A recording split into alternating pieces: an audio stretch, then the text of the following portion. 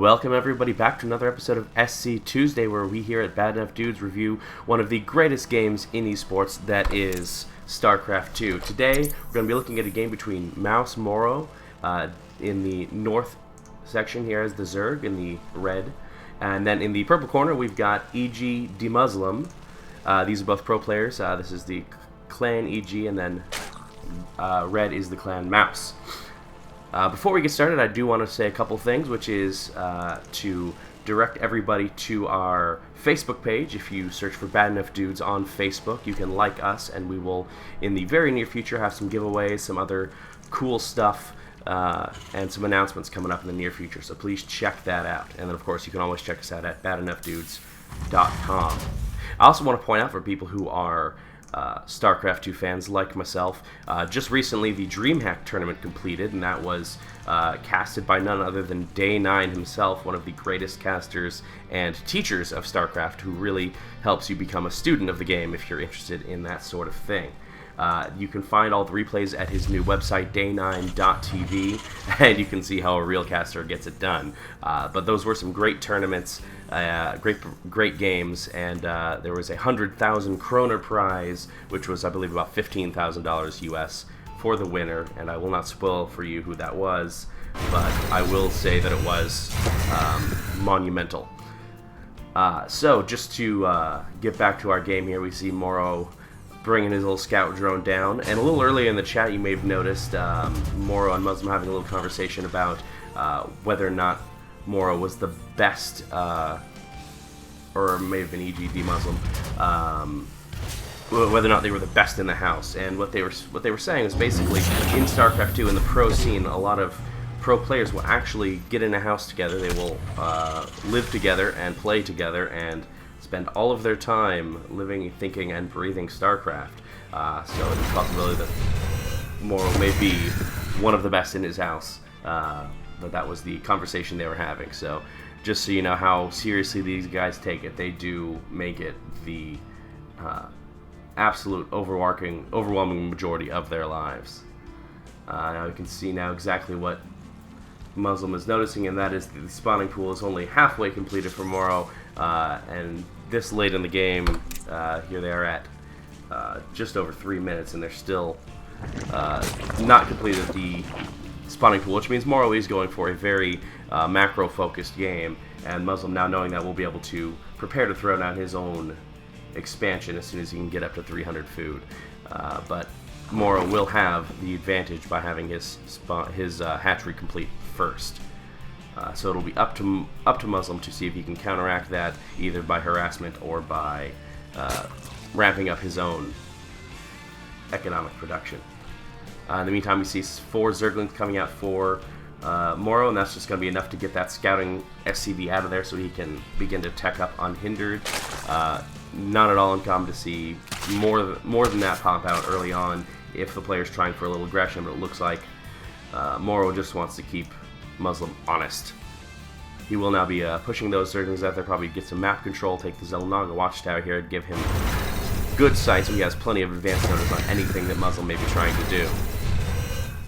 And speaking of what mouzMorrow's trying to do, we see a factory about to go down with a reactor on the barracks. Usually you see a tech lab first for upgrades.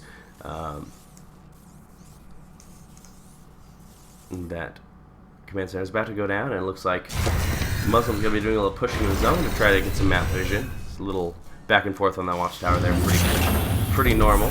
Now we actually see a switch. The barracks being swapped out for the factory. This means that there's going to be a double Hellion play, and mouzMorroW is going to see this, so he will have hopefully time to prepare for it. A reactor going down on the barracks now with the starport, so it looks like it's going to possibly be some Hellion drops. He could be doing a Hellion harass to transfer into Marine medevac, or maybe even they're probably not going to go Banshees with just the one gas so far. You can see that that's not really going to be a tech play if he doesn't have that much gas prepared. No gas at the expansion. Looks like mouzMorrow's going to try to put the pressure on mouzMorroW now to counteract that harassment that he knows is on the way. Here come the Hellions now. Let's see. Those Zerglings are going to have to get out of there. They're going to get roasted really fast. Oh, here we go. Oh, that's some damage.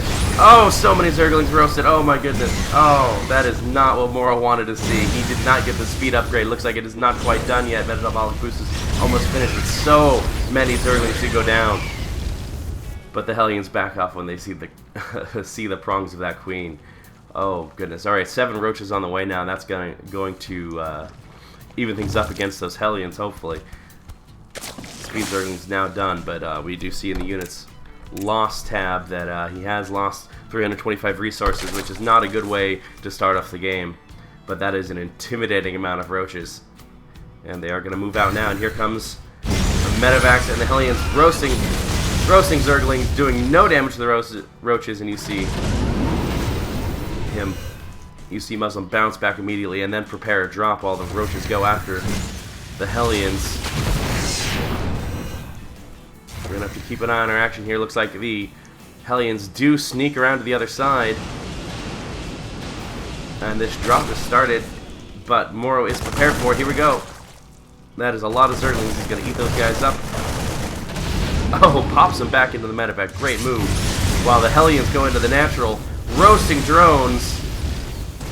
Oh, I love the smell of burnt drones in the morning. So many going down. Just burnt to a crisp. The queen goes down. Oh no, that is not what mouzMorroW wants. He's in bad shape. But here he is at the knocking down the door of the main. The bunkers are there, but there's nothing in them. The SCVs have all been killed. He is in the base. Looks like they get some incredible control here going on by mouzMorroW and mouzMorroW. Oh, takes down the tech lab, but the Banshee is still almost complete. That Banshee is going to spell doom for mouzMorroW. He has no anti-air. His queens are dead. And that Banshee is out now. It is going to be able to clean up here, but there's going to be terrible, terrible damage first. Those roaches need to kill SCVs if they're going to have any chance of finishing mouzMorroW off. Drones pulled off the line trying to take care of the Marines, who pop back into the medevac. Wow, mouzMorroW is in bad shape right now with those medevacs. Those Marines in that medevac having absolute map control. But mouzMorroW has to lift off the command center. His entire base has been wiped out, but that Banshee, mouzMorroW has nothing he can do to stop that Banshee. He did some incredible damage to the base here, but there is no way he's going to be able to finish off that Banshee. Baneling there, getting some kills.